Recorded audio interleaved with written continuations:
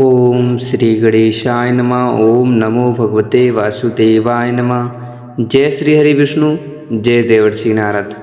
प्रिय भक्तों, आप सभी का स्वागत है। आज हम आषाढ़ मास महात्म्य के चौथे अध्याय की पावन कथा श्रवण करेंगे। इस अध्याय में बताया गया है कि जब धर्म संकट में पड़ा, वेदों का प्रकाश संसार से लुप्त होने लगा और अधर्म बढ़ने लगा, तब देवर्षि नारद ने भगवान श्री हरि की शरण लेकर समस्त संसार को पुनः धर्म मार्ग पर स्थापित किया। जो भक्त श्रद्धा पूर्वक इस कथा का श्रवण करता है, उसके जीवन से अज्ञान का अंधकार दूर हो जाता है, बुद्धि निर्मल होती है और भगवान विष्णु की विशेष कृपा प्राप्त होती है। एक समय पृथ्वी पर अधर्म का प्रभाव बढ़ने लगा। लोग वेदों का अध्ययन करना छोड़कर विषय विकारों में डूब गए। यज्ञ, दान, तप, जप और भगवान के नाम का स्मरण धीरे धीरे समाप्त होने लगा। देवताओं ने देखा कि यदि ऐसा ही चलता रहा तो धर्म का अस्तित्व संकट में पड़ जाएगा। वे सभी ब्रह्मा जी के पास पहुँचे और बोले, हे पितामह, संसार में धर्म का प्रकाश समाप्त होता जा रहा है, अब हमारा मार्गदर्शन कीजिए। ब्रह्मा जी ने ध्यान लगाया और कहा, इस कार्य को केवल भगवान विष्णु ही पूर्ण कर सकते हैं। चलो हम सभी वैकुंठ चलें। सभी देवता वैकुंठ पहुँचे। वहाँ भगवान श्री हरि शेष नाग पर विराजमान थे। माता लक्ष्मी उनकी सेवा कर रही थी। देवताओं ने विनम्र होकर कहा, प्रभु, वेदों का प्रभाव कम होता जा रहा है, मनुष्य धर्म छोड़ रहा है, संसार को बचाइए। भगवान मुस्कुराए और बोले, जब तक ज्ञान का प्रचार नहीं होगा, धर्म की स्थापना संभव नहीं। इस कार्य के लिए देवर्षि नारद सबसे योग्य हैं। भगवान ने तुरंत नारद जी को बुलाया। नारद जी ने भगवान को प्रणाम किया। भगवान बोले, हे नारद, पृथ्वी पर जाकर धर्म का प्रचार करो, लोगों को वेदों का महत्व समझाओ, आषाढ़ मास की महिमा का वर्णन करो, ताकि लोगों के हृदय में पुनः भक्ति जागृत हो जाए। नारद जी ने कहा, प्रभु, आपकी आज्ञा मेरे लिए सर्वोपरि है। अपनी वीणा लेकर वे पृथ्वी पर पहुँचे और नारायण नारायण का कीर्तन करने लगे।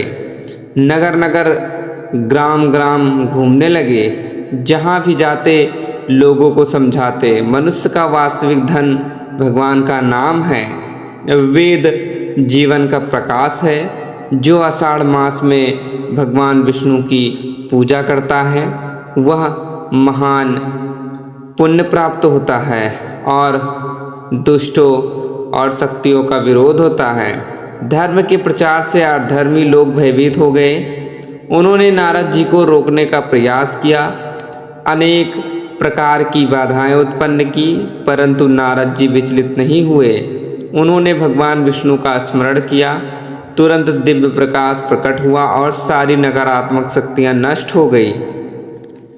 नारद जी का तेज देखकर सभी लोग उनके चरणों में गिर पड़े और बोले, हमें धर्म का मार्ग बताइए। नारद जी ने ब्राह्मणों को वेदों का अध्ययन कराया, ऋषियों को यज्ञ करने की प्रेरणा दी और गृहस्थों को दान, सेवा, सत्य का पालन करने की शिक्षा दी। धीरे धीरे संपूर्ण पृथ्वी पर धर्म की पुनः स्थापना होने लगी। मंदिरों में घंटियां बजने लगी, हरिनाम संकीर्तन होने लगा, लोग भगवान विष्णु का स्मरण करने लगे। वर्षा समय पर होने वाली अन्न की भरपूर उपज हुई। चारों ओर सुख, शांति और समृद्धि फैल गई। देवताओं ने प्रसन्न होकर कहा, भगवान विष्णु की स्तुति की और भगवान श्री हरि बोले, जो मनुष्य आषाढ़ मास में स्नान, दान, जप, व्रत, कथा, श्रवण और भगवान के नाम का कीर्तन करता है, उसके जीवन के अनेक जन्मों के पाप नष्ट हो जाते हैं। जो इस मास में या इस माह में वेदों का सम्मान करता है, ब्राह्मणों की सेवा करता है और धर्म का पालन करता है, वह अंत में मेरे परम धाम यानी वैकुंठ को प्राप्त होता है।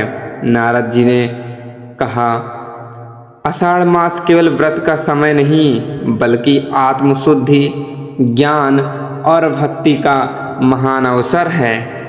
इस चौथे अध्याय का श्रद्धापूर्वक श्रवण करने वाला मनुष्य अज्ञान से मुक्त होता है, धर्म में उसकी आस्था बढ़ती है, घर में सुख समृद्धि आती है, भगवान विष्णु की विशेष कृपा प्राप्त होती है, अंत समय में उत्तम गति प्राप्ति होती है। इसी संदेश के साथ आषाढ़ मास महात्म्य के चौथे अध्याय का समापन होता है।